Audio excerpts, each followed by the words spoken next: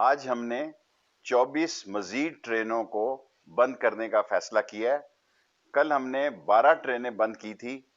इस तरह 34 ट्रेनें जो हैं वो रेलवे ने कोरोना वायरस की वजह से बंद की हैं।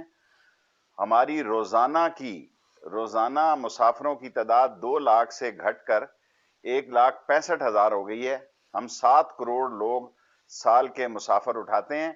134 ट्रेनों में से हमने 34 ट्रेनें बंद करने का फैसला किया है। 100 ट्रेनें रोजाना चला करेंगी और 12 से 15 ट्रेनें फ्रेट की भी चला करेंगी।